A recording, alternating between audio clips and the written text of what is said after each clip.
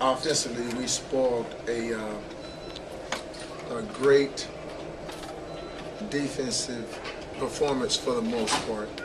That young man Stencil coming in, he was a leading rusher in the SWAC, and he's probably going to be that way, no question, after this game. But we, on offense, turned the ball over, and we had one bad snap on the punt, which allowed them to get the ball down there and score. So that's a tough way to lose a defensive shutout. Offensively, we just continue to have drop balls, and we had a fumble by both quarterbacks, and that's just something that we can't continue to do. Coach, obviously coming into this game, you were pretty optimistic based on some of the things that you saw last week. Did you see anything in this game other than the defense that you could take to really build off of? Well, Hawkins is really, Charles, I'm speaking of, is really the heart and soul. Unfortunately, we didn't have him, and nobody really was able to step up with his leadership abilities. We still had drop balls. That's very difficult. And then the turnovers. So some of our better players had bad games, and that's tough. Pass protection a problem, or was it just receivers not being able to get open downfield? They beat us. I think they had maybe a couple sacks. I'm not 2 or 3 sacks. One, I thought the quarterback held the ball too long. He's got to get rid of the ball, whether someone's open or not, because of the time it is in the game. Just throw it away. Piggybacking off of pass protection, does the lack of blocking concern you? Always, always. But we have who we have, and we have to try to work with those guys, and they're trying. They're trying, they're working hard, they're doing their best, so it's not for a lack of effort. We just got beat by a better defensive player. Does the fact that your quarterback failed to make a pass, if at all, more than 10 yards concern you?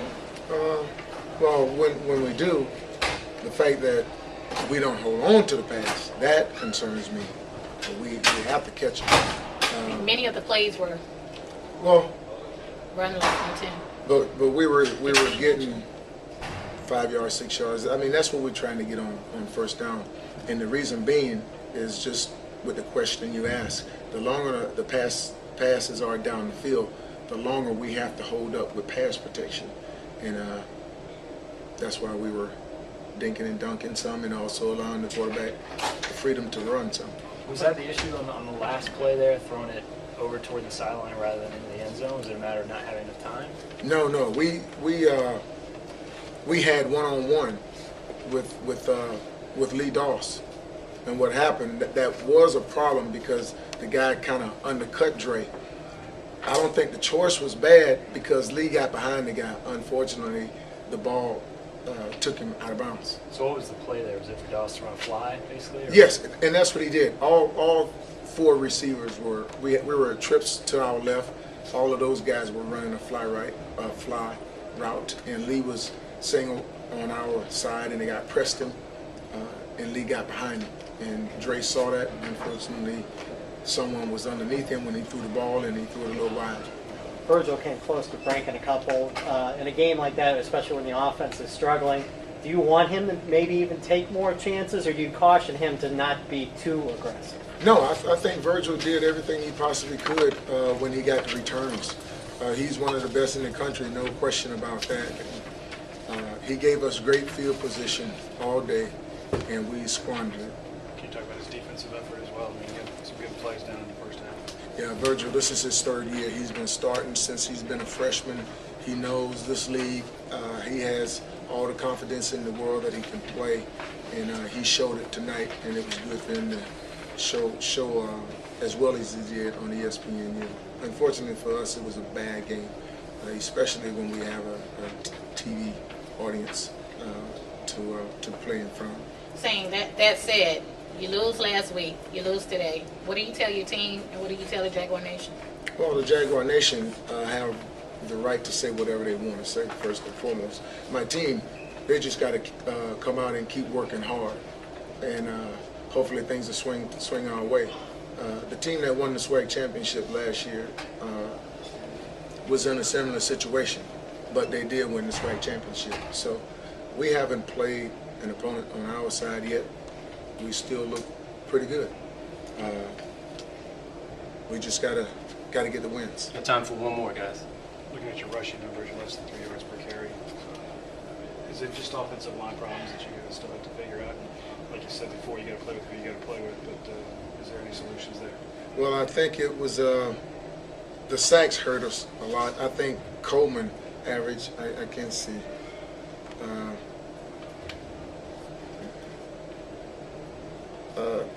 You know, it's tough. That's all I can say about that. We tried running the ball, and it just didn't work. All right. Thanks, Coach. Disappointed here tonight because you know what you had an opportunity to do on TV and in front of this kind of crowd. Yeah, like you said, it was disappointing. This is my first home opener. It was exciting, you know, getting to be against the band and all that stuff.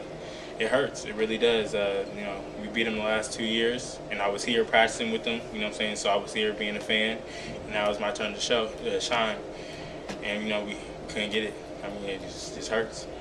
Do you feel shocked a little bit right now? I mean, I know you guys were pretty optimistic coming into the season, and even after the New Mexico game, and then with a team that, you know, he's only beaten you guys twice in 20 years. Did you think there was any way this would happen? Was I shocked? I was shocked about us. We practice hard. We're a good team. We just couldn't. Turnovers were killing us.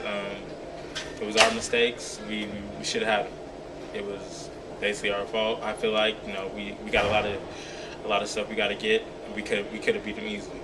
I think penalties are killing you guys. I mean, is that stuff that's just game speed? You know, guys letting it get out of control, or is this a problem? I don't know necessarily if it's a problem, but it does happen, and we're definitely going to be fixing them this coming week with Coach Mitchell. We know what our mistakes are. We know what our weakness is, so we'll definitely be fixing them next week. Dre's not going to talk to us, I guess. Can you give us a take on his game, what you saw from the quarterback position? Do you think he could have done better or different? It seemed like he was kind of running for his life a lot of times. I think he did great, actually. He stayed calm. He kept us calm. It's, you know, just a herder. Like I said, he's been here, you know, since day one, and you know, he's never lost to him. So now we're losing to him. It just hurts, you know, a little bit. So I think he did great. I think our whole offense, defense, special teams, we did great. We just need to step it up one more notch. We could have had this game.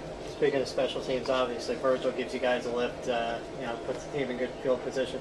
Just give me a sense of the excitement on the sideline before he touches the ball and then once he's caught it, because you can obviously hear the crowd making the noise, and everybody seems to feed off of it. Well, Virgil's Virgil. He's been doing that since day one, since I got here, camp, spring ball, practice. So, you know, as I was a sideline, we already knew it was going to happen. It was just a matter of time. So, it wasn't unexpected. That's what he does all day, every day. Even on defense, you see him making plays. So that's just Virgil being Virgil. So it was kind of a normal thing for us. The crowd got into it, and you know, it kind of boosted up a little bit. Wish it could have boosted up us a little bit more. Got time for one more, guys. This is one of those shake-up losses. I think the defense really carried, you know, their end of the bargain. I guess the offense really struggled. How do you guys keep it together as a locker room and move forward with this? We're definitely a family. You know, those are my brothers in there. Like you said, the defense did incredible. The offense, we did good things. We're definitely a family. Those are my brothers, like I said. So we'll definitely just come back next week and basically show what Southern can do. Open it up for questions. Virgil, I mean, obviously you guys come into this with high hopes. You can start off undefeated in the conference. How do you sum up this loss? Disappointing. That's all I can think of. You know, we came out here. You know, we talked about first place all week. Really controlled our own destiny in the SWAC, and came out here and didn't execute like we were supposed to. Are you shocked with how poorly you guys played overall? I mean, the defense did well and you returned the ball really well, but overall, are you really shocked with that?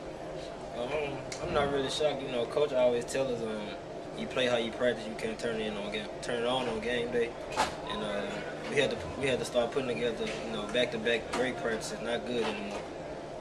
So practices, you didn't feel like were really up to snuff coming into this? Well, you know, we had a good day, then we'll follow up with a bad day. And Coach Mitchell been preaching, you know, great teams put together great practices, and that's something we haven't done yet. Virgil, just talk about, I guess, trying to spark something there on teams. I mean, did you feel like each time you're getting closer and closer there at the game? At the end of the game, it was got one. Oh yeah, every time I went back, I feel like, you know, I kept telling Coach Biaggi, you know, this is the one, this is the one. You know, unfortunately, I couldn't get the last break. Defensively, I guess, talk about the effort that you guys gave and, you know, pitching a shutout, all but, you know, with that short yardage you gave. Well, you know, Coach Odom's telling us it don't matter where they put the ball, they can put it, you know, in the end zone. We still shouldn't let them score, you know. So this 6 points, I still put it on the defense because it was 0-0 before we went on the field and they scored.